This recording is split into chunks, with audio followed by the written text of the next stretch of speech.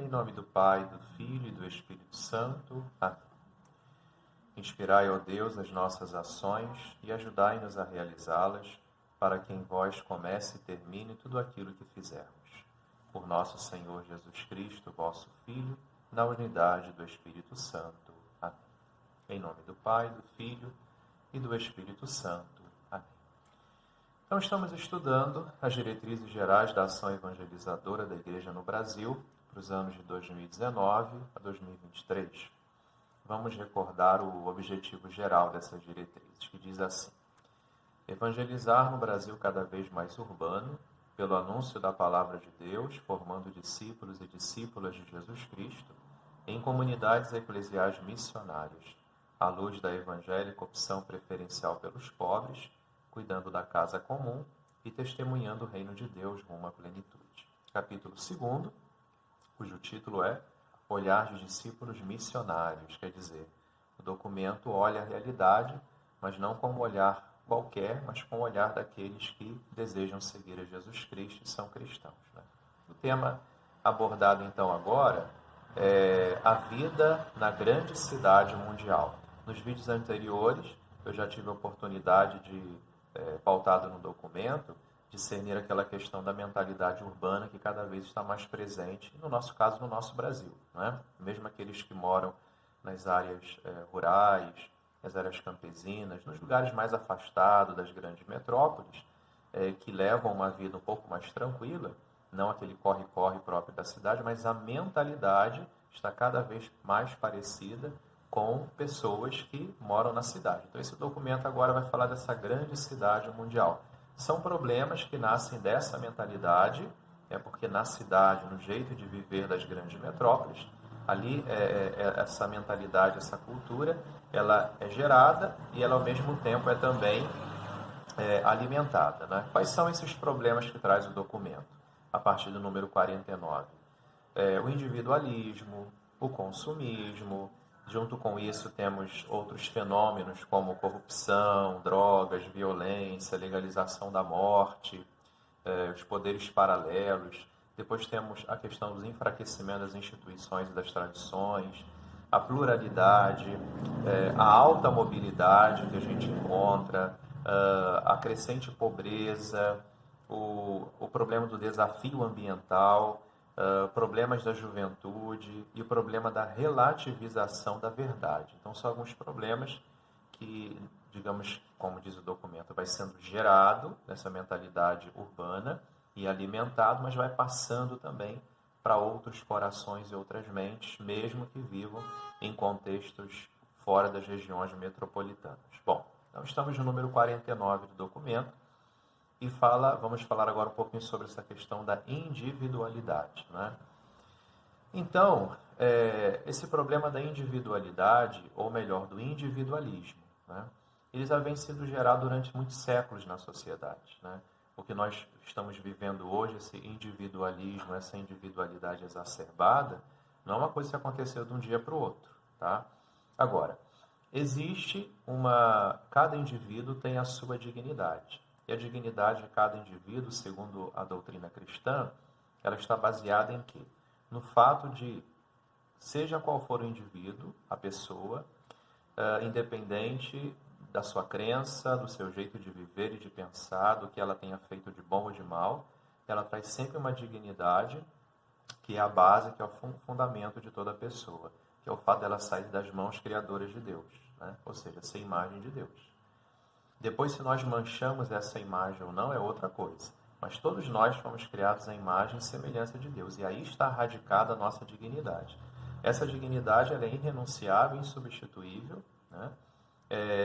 E devemos sempre salvaguardá-la. Então, a igreja é aquela que fala muito fortemente de reconhecimentos que nós somos, sim, imagem e semelhança desse Deus.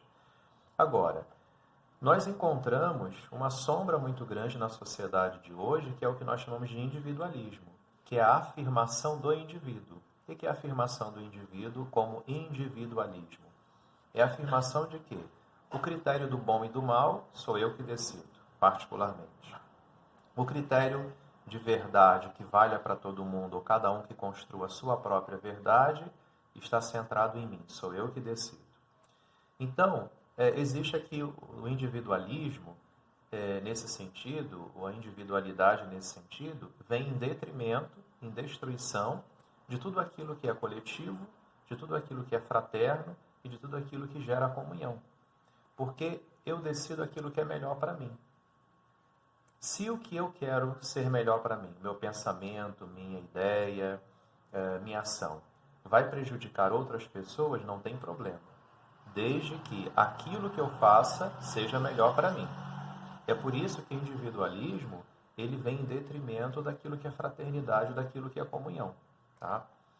Agora, o documento traz, antes disso, o documento também fala no número 49, que o critério determinante, então, da pessoa acaba sendo a sua satisfação. Né? E vem ao encontro do que eu falei antes. Se o que eu quero me satisfaz, me dá prazer, mesmo que seja uma coisa ruim, e mesmo que vá prejudicar os outros, não tem problema, porque se para mim é bom, já é o suficiente. Não interessa o que vai acontecer com as outras pessoas. Então, isso é o individualismo, né? Ou a individualidade exagerada. Agora, o documento também traz, no número 50, que existem alguns fatores dentro dos países que pode levar a viver uma individualidade, um individualismo exacerbado, que é, por exemplo, a redução da função social do Estado. O Estado que a gente está falando aqui, o documento, são os países, né? Não só o Brasil, mas o mundo como um todo. Então, em alguns países, até mesmo em países mais desenvolvidos, às vezes o Estado está se subtraindo à sua função social, ou não consegue ter a sua função social. Uma educação de boa qualidade, segurança pública, saneamento básico, saúde. Só essas 4 coisas que são fundamentais. E muitas vezes, alguns países, e os que têm mais dificuldade são os países em desenvolvimento, têm dificuldade de ter essa presença social do Estado. Né? Porque se nós não temos pelo menos o mínimo para que o cidadão consiga, por ele mesmo, buscar uma melhor vida, contribuir também para a paz, a justiça, o bem comum, fica muito difícil. Então, a individualidade vai crescendo mais, porque é como se nós estivéssemos numa grande selva de pedras, né, que são as cidades, onde cada um tem que lutar por si mesmo. Porque a situação já está tão difícil, como é que eu vou pensar no outro? Então, quando o Estado, o país, não consegue dar para os seus cidadãos o mínimo de condições, por exemplo, sociais, para que ele tenha a base comum e a partir disso ele vá construindo outras coisas também com seu esforço, isso acaba gerando a possibilidade de individualismo cada vez mais. É aquela antiga frase, cada um por si e Deus por todos, que do ponto de vista cristão não está correto. Né? Deus é sempre por todos, mas nós também devemos ser por todos. Tá? Um outro grande problema que traz o documento, ainda no número 50, é quando o Estado, quer dizer, todas as políticas do Estado, está muito ligado à lógica mercadológica, ou seja, só se pensa no econômico, só se pensa no financeiro. É o país que só pensa em gerar lucro, e nada mais do que isso. E não esquece que a pessoa tem que estar acima do lucro, a pessoa tem que estar acima do dinheiro. Né?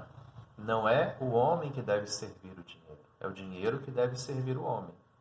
Então, o dinheiro e o lucro em si mesmo, ele não é ruim, mas dependendo do que nós fazemos com ele, pode se tornar, porque se você só pensa dentro de um país, por exemplo, só pensa em ganhar cada vez mais dinheiro, é porque sabemos que o dinheiro é necessário para a gente viver, né?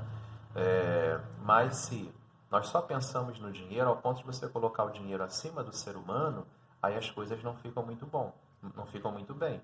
E aí gera um individualismo cada vez maior, porque eu vou pensar em ter sempre mais dinheiro, eu vou pensar sempre no outro como meu inimigo, que não está me permitindo ascender financeiramente como eu quero.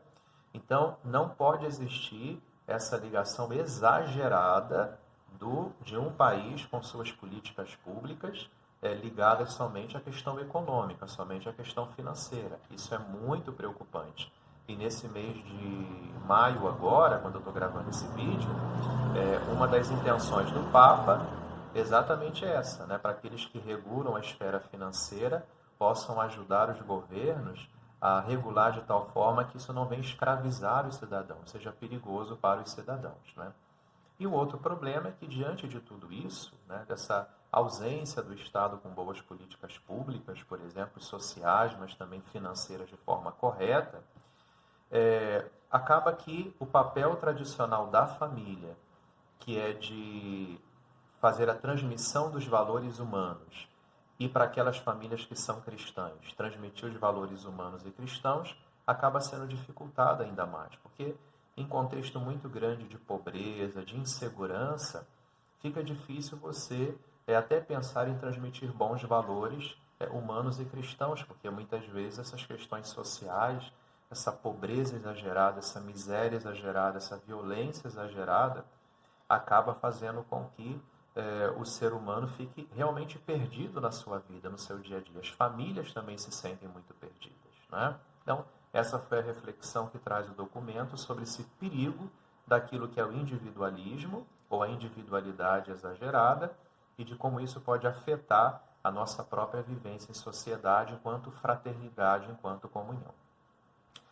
Ave Maria, cheia de graça, o Senhor é convosco, bendita sois vós entre as mulheres e bendito o fruto do vosso ventre, Jesus. Santa Maria, Mãe de Deus, rogai por nós, pecadores, agora e na hora de nossa morte.